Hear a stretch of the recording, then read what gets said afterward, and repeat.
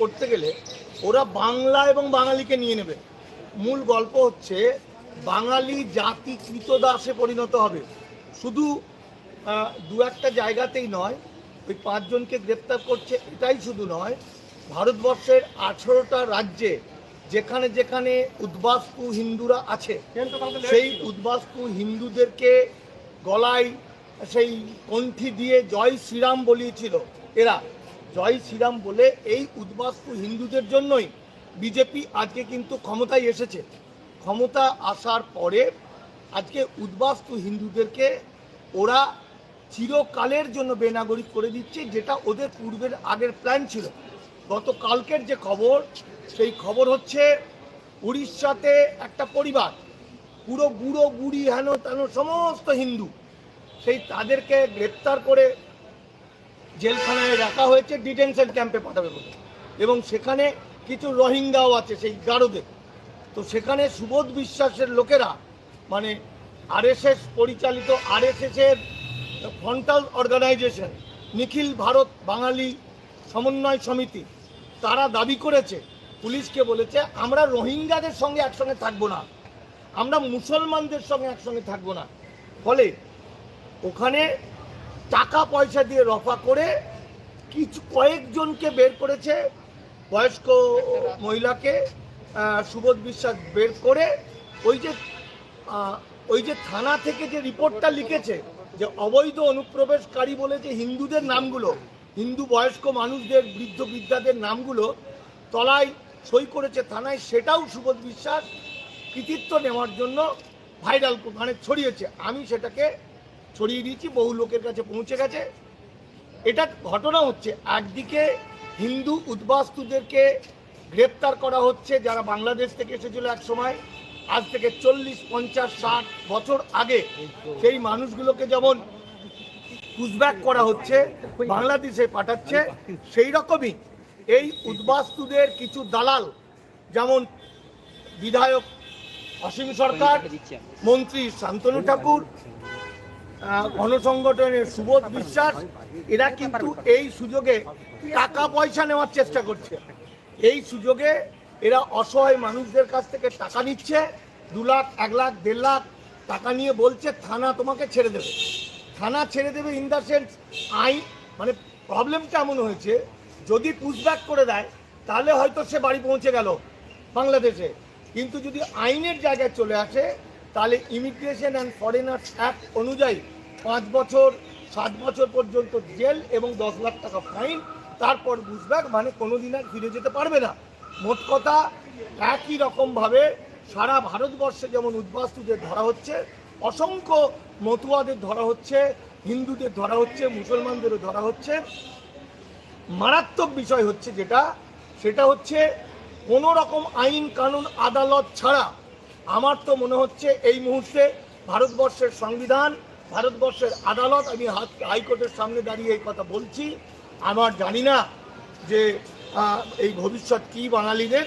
এই court fort ব্যবস্থাটাই উড়িয়ে দিয়েছে বিজেপি। পুলিশের কে দায়িত্ব, পুলিশ ঠিক করছে কে নাগরিক কে নাগরিক নয়। অর্থাৎ আমি কয়েকজনকে উদ্ধার করার চেষ্টা করলাম এবং করলাম, সুব্রত জানা বলে একজন, যারা এই যারা হিন্দু তারা কিন্তু 100, 200, 300, 400, 500 বছর ধরে ভারতবর্ষে বাস করছে, যারা প্রকৃতপক্ষে ভারতীয়। বিজেপি সরকারের আসামের হেমন্ত বিশ্ব শর্মা একটি আইন 1950 সালের আসাম ইমিগ্রেশন এক্সপালশন অ্যাক্ট, সেই আইনের ভুল ব্যাখ্যা দিয়ে, মিথ্যা এবং ভুল ব্যাখ্যা দিয়ে বাঙালিদের বাড়ি ঘর বুলডোজার দিয়ে উড়িয়ে দিচ্ছে। বাঙালি দীর্ঘদিন ধরে যারা বাস করছে নাগরিক, তাদেরকে উলঙ্গ করে মারা হচ্ছে বিভিন্ন জায়গায়। আসামের তো হচ্ছেই, মেয়েদের পুশব্যাক করার অজুহাতে সেখানে তাদেরকে রেপ করছে, অত্যাচার করছে এবং বাংলাদেশের দিকে ঠেলে দিয়ে বলছে যদি ভারতের দিকে মুখ করো তাহলে তোমাদেরকে গুলি করে মেরে দেবো। এত সাহস পেল কোথায় বিজেপির? এত সাহস আমাদের কাছে ভাবতে হবে। আর কিছুদিনের মধ্যে ভারতবর্ষ, পশ্চিমবঙ্গে ভোট, বিধানসভায় ভোট, মনে মনে বিজেপি বিরোধী হয়ে গেছে সবাই। তাহলেও বিজেপি কেন, কোন সাহসে এই হিন্দু উদ্বাস্তুদের বা হিন্দু এপারের মানুষদের এবং মুসলমানদের যারা এপারের লোক তাদেরকে বাংলাদেশি আখ্যা দিয়ে এবং বাংলাদেশিদেরকে একসঙ্গে নির্মম অত্যাচার করছে এবং পুশব্যাক করছে। এটা বুঝতে হবে। তার কারণ হচ্ছে বিজেপি জানে, বিজেপির নেতা মন্ত্রীরা বারবার বলছে, শুভেন্দু অধিকারী বারবার বলছে 2026 সালে যাই ঘটুক পশ্চিমবঙ্গে বিজেপি আসবেই। এই সাহসটা পাচ্ছে কোথায়? তার কারণ খেলাটা অন্য জায়গায়।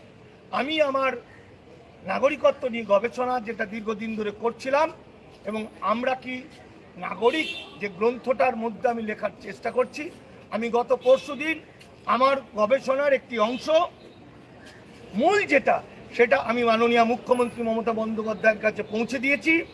সেইখানে আসলে বিজেপির ষড়যন্ত্রটা এই, যদি পশ্চিমবঙ্গে 210টা 12টা 20টা সিটেও তৃণমূল সরকার জেতে তাহলেও সরকার যে কোনো সময় ভেঙে দেবে বিজেপি। তার কারণ 1950 সাল থেকে 1987 পর্যন্ত ভারতবর্ষে যারা জন্মগ্রহণ করেছেন, মানে উদ্বাস্তুরা মনে করেন অনেক নেতা মন্ত্রী কাউন্সিলর এমএলএ এমপিরা আছেন যারা মনে করছেন আমার বাপ ঠাকুরদারা বাংলাদেশ থেকে এক সময় এসেছিল, আমি 50 সালে জন্মেছি বা আমি 60 সালে জন্মেছি বা আমি 70 সালে জন্মেছি, আমি জন্মগত নাগরিক। না না, কখনো না, মিথ্যা। আমি আমার গবেষণা দিয়ে প্রমাণ করেছি এবং মুখ্যমন্ত্রী মমতা বন্দ্যোপাধ্যায়ের হাতে পৌঁছে দিয়েছি যে উদ্বাস্তুদের নাগরিকত্ব নেই, যখনই জন্মগ্রহণ করুন। ফলে ঋত্বিক ঘটক যেমন অবৈধ অনুপ্রবেশকারী আইনের চোখে, শম্ভু মিত্র যেমন অবৈধ অনুপ্রবেশকারী আইনের চোখে, প্রতুল মুখোপাধ্যায় যেমন আইনের চোখে অবৈধ অনুপ্রবেশকারী, সেরকম প্রচুর নেতা মন্ত্রীরা অবৈধ অনুপ্রবেশকারী। ফলত সরকার গঠন করার পরে বিজেপি কৌশল করে মামলা করে দেবে যে এই সরকারের মধ্যে এই 50 জন কি 60 জন কি 80 জন আছে অবৈধ অনুপ্রবেশকারী এবং তারা সরকারটা পড়ে যাবে। এই ষড়যন্ত্রটা আমরা ধরে ফেলেছি। ধরে আমি আমার গবেষণার মধ্যে দিয়ে আমি দেখিয়ে দিয়েছি, ডকুমেন্ট দিয়ে দেখিয়ে দিয়েছি উদ্বাস্তুদের কোনো দিন যারা বৈধ পথে আসেননি পাসপোর্ট ভিসা ছাড়া তাদের নাগরিকত্ব নেই। গতকাল রাজ্যের মুখ্যমন্ত্রী মমতা বন্দ্যোপাধ্যায় যিনি রাস্তায় হাঁটছিলেন, বিজেপি বলছে যে রোহিঙ্গাদের বাঁচাতে রাজ্যের মুখ্যমন্ত্রী রাস্তায় হয়ে নেমেছেন। বিজেপি বলছে রোহিঙ্গাদের, বিজেপির যারা বিজেপির সমর্থক এই মানুষগুলোর বেশিরভাগ হচ্ছে অশিক্ষিত মূর্খ গরুর গোবরখোর এবং মুতখোর। তারা জানেও না আইনটা কি, জানেও না, তারা জানে না রোহিঙ্গারা হচ্ছে আন্তর্জাতিক আইনের শরণার্থী এবং ভারতবর্ষে 22,000 রোহিঙ্গা এসেছিল যাদের ইউএনআই কার্ড আছে। এই লোকগুলোকে আমি বলি যে আপনারা কি নিজের চোখে একটাও রোহিঙ্গা দেখেছেন? আমি তো দেখেছি। অর্থাৎ এই রোহিঙ্গা রোহিঙ্গা বলে মানুষকে ঠকানো হচ্ছে, মানুষকে বুর্বাক বানানো হচ্ছে। আর শুভেন্দু অধিকারীর মতো বাঙালি বিরোধী যারা, এই বাঙালি বিরোধীরা আজকে বাংলাকে শেষ করছে। তাই পাড়ায় পাড়ায় অলিতে গলিতে যেখানে যেখানে আপনারা দেখবেন বিজেপি পন্থী বাঙালি, বিজেপি পন্থী হিন্দু, তাদের চিহ্নিত করে রাখুন, কাজে লাগবে। এদের ওষুধ না দিলে আপনি আপনার ছেলে, আপনার সন্তান, আপনার বাড়ি ঘরকে রাখতে পারবেন না। বাঙালিরা আজকে বাঙালি জাতিকে যে ধ্বংস করা হচ্ছে, বাংলাকে দখল করা হচ্ছে, বাঙালিকে যে কৃতদাস করা হচ্ছে, বাংলাটাকে যে বন্ডেড লেবারদের একটা আঁকড়া, বন্ডেড লেবারদের একটা হাব তৈরি করছে পৃথিবীর মধ্যে। বন্ডেড লেবার, সস্তা শ্রমিক কোথায় পাওয়া যাবে? বাংলা। সেইটা করার জন্য যারা, যে বাঙালিরা, যে হিন্দুরা এখনো বিজেপিকে সমর্থন করছেন, ছাল চাড়িয়ে নুন দিয়ে দিতে হবে তাদেরকে পাড়ায় পাড়ায় চিহ্নিত করতে হবে। চিহ্নিত করে তাদেরকে বাংলা থেকে দূর করতে হবে, বাংলা থেকে মারতে মারতে বের করতে হবে। যত দেরি করবো তত আমরা বিপদ। এছাড়া আরেকটা জিনিস আমি বলছি, আরেকটা মারাত্মক কথা। আজকে ভারতবর্ষের যে কোনো প্রান্তে, গোটা দেশটা আমাদের ভারতবর্ষের, ভারতের স্বাধীনতা সংগ্রামে সবচেয়ে বেশি ভূমিকা পালন করেছিল বাঙালিরা।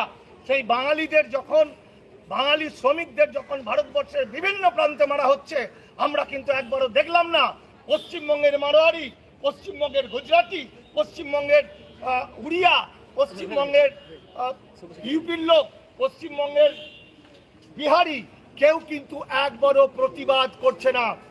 বাঙালিদের যে ধ্বংস করছে এরা কেউ প্রতিবাদ করছে না।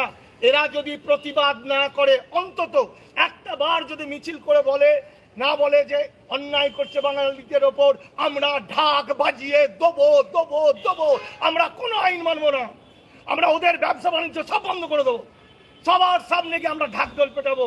বাঙালি যদি ধ্বংস হয়, আমরা পশ্চিমবঙ্গে কাউকে কাজ করতে দেবো না, চাকরি করতে দেবো না, দেবো না, দেবো না। চলো